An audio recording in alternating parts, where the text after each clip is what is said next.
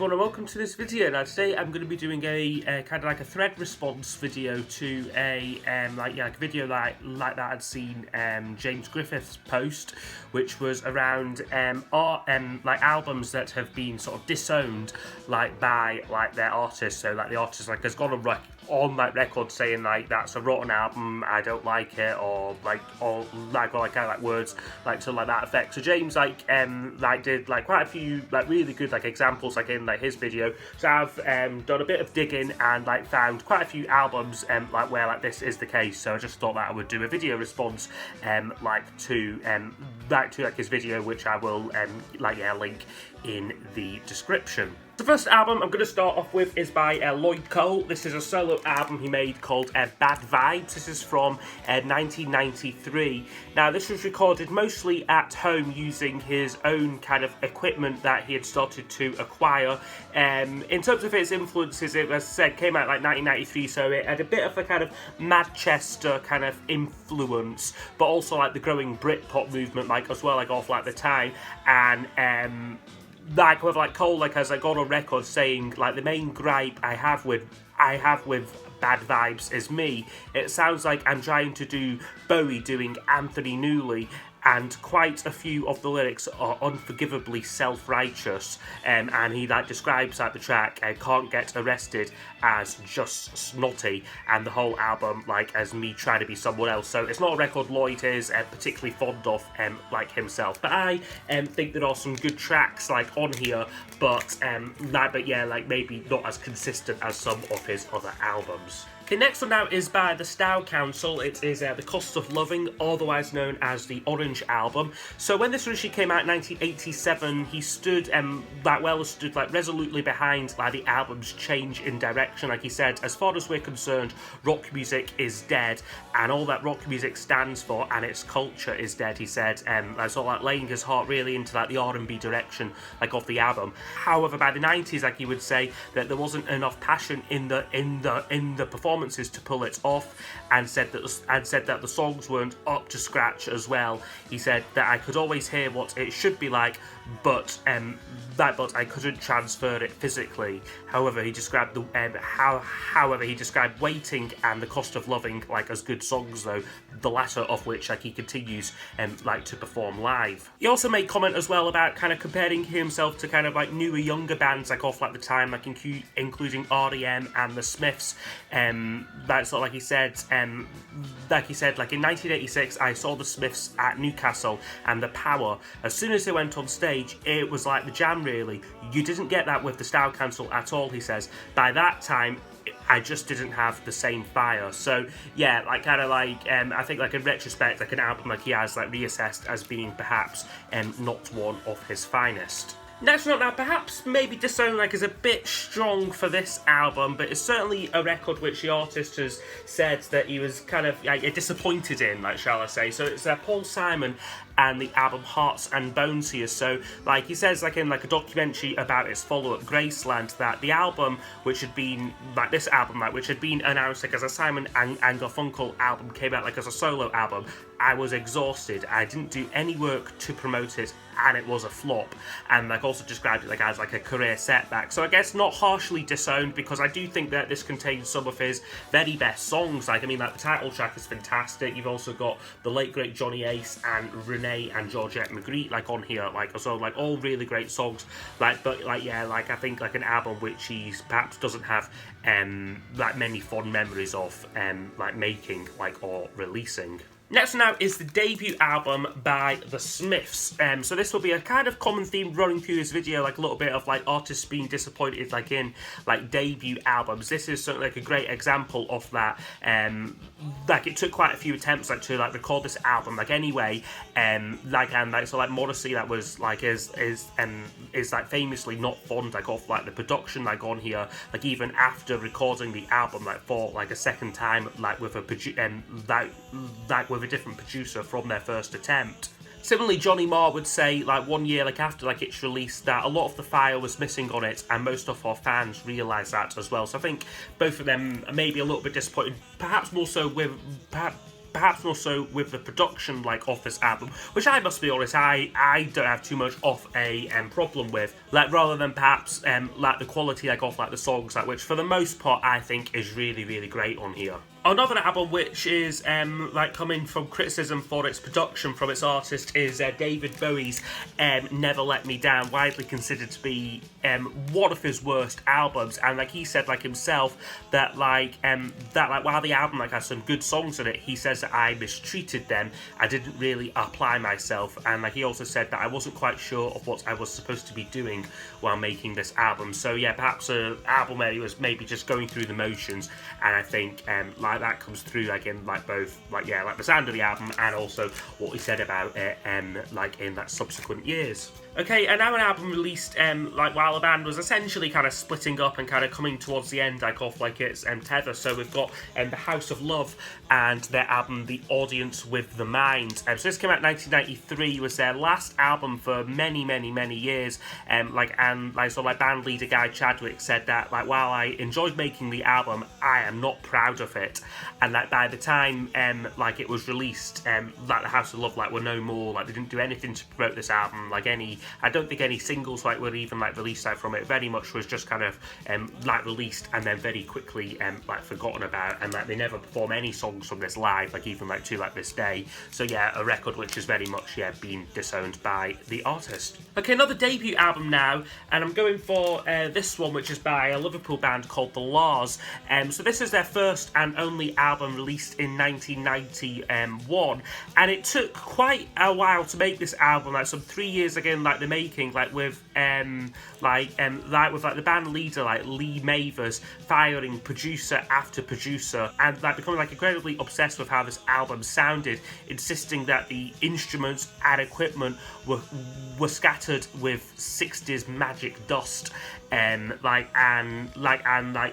Was never a fond of this album, like even after like they got Steve Lillywhite in to kind of salvage like the like recordings, was immediately disowned like by like the band, which I think is like a real shame, because this is because I think this is a very strong, very solid album. Again, another one where perhaps disowned is maybe a slightly strong word, but certainly an album where it wasn't pleasant for the band members making, and they don't look back on it with too many fond memories. It's Tom Petty and the Heartbreakers, Into the Great Wide Open. So this came after a period of time where Petty had been doing work outside of the Heartbreakers. So he'd done the Travelling Wilburys, and he'd made a solo album, Full Moon Fever, with Jeff Lynne. So on this album, the kind of idea was to sort of marry the kind of two together, like in like a way to get Jeff Lynne producing with the Heartbreakers playing like their instruments, and it was a formula which I think produced a really great album. But for like the band themselves, they were not really fond of making it particularly Ben Montench, like the keyboard player, says that he would kind of come into the sessions, play like one or two piano notes, and then have to sit around all day and feel all concerned feel that the album is a little bit stiff and kind of lacks a kind of personality of a lot of other Tom Petty and the Heartbreakers albums. Probably quite a major example of this. Now, this is definitely an album which was disowned by the artist. It is The Faces and Ooh La La. So by this point, the band were very much falling apart, fragmenting.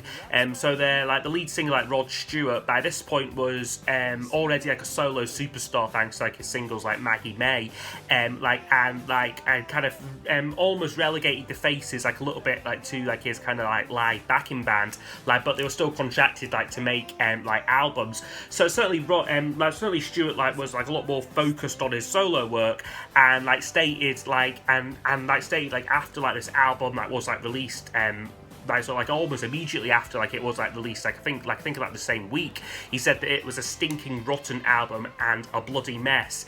And I guess you can perhaps speculate, why would he kind of sabotage his own release? But I think he was perhaps wanting to sort of break away from being a member of The Faces. He wanted to focus on a solo career. So I think he kind of thought, oh well, I'll just throw these other guys under the bus, which is a real shame, because I think this is a great album, and I think yes, it is true that the other members do carry the album, but when you've got the other members like Ronnie Wood and Ronnie Lane in the band, two two other fantastic songwriters contributing some really great songs here. Like, I think that like Stuart like was like very harsh like on this album like at like the time. Now onto like an artist who is often quite candid like about like their work. So Noel Gallagher, like off like Oasis, always has something to say about his albums, and this is a record which he doesn't have a lot of nice words to say about. It is Oasis's third album, Be Here Now, and he's very much dismissed this as an artistic low point, saying only like a few years after its released, like it was largely made while on cocaine or hungover, and like criticised like the poor production, saying that like saying that all the songs like are really long and all the lyrics are really shit. And more recently he said that like what he had kind of songwriting wise kind of up to this point, right, in some incredible albums but also fantastic B-sides as well. Like he could almost argue like he didn't write a bad song like for like about like 2-3 years straight, but at this point like he said himself that he kind of like he'd like lost like that kind of like that songwriting like magic like that he had.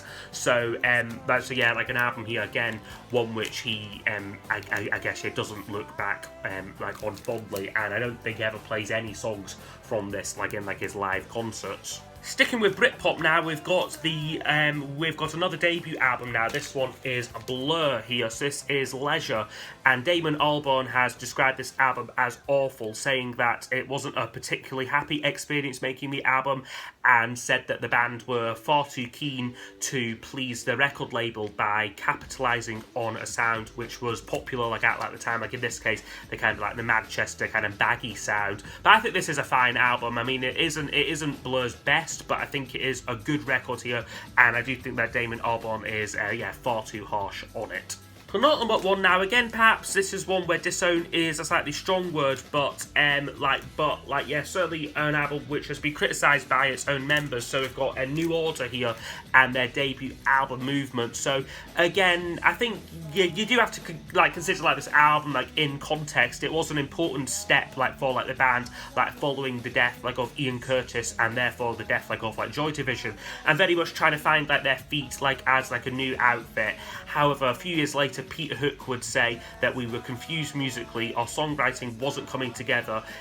Like he says about this album that it was good for the first 2.5 minutes, then it dipped. So like again, an album where like they're perhaps not too fond of it, but I think recognise that it was an important step like for them to make like on like their journey. Okay, and now finishing off with an album which hasn't been explicitly disowned by the artist, but I think is one where it's quite obvious that they'd rather forget about this album, but also this kind of period, like in like their kind of like career. So I'm talking about Paul McCartney's Driving Rain album here. So yeah, like even though he hasn't, and I think it is just like that point, the fact that he doesn't ever talk about this album or even this period like in like his life like anymore, like which seems to suggest that he has very much like disowned this album. And I think it's kind of, I guess it's understandable. This was the period where he was like married to like Heather Mills, which didn't end which was a relationship which didn't end particularly well. He also he's kind of very much brushed over this album, like both on compilation. So for instance, the Pure McCartney CD, this was among the only albums like in Paul's career where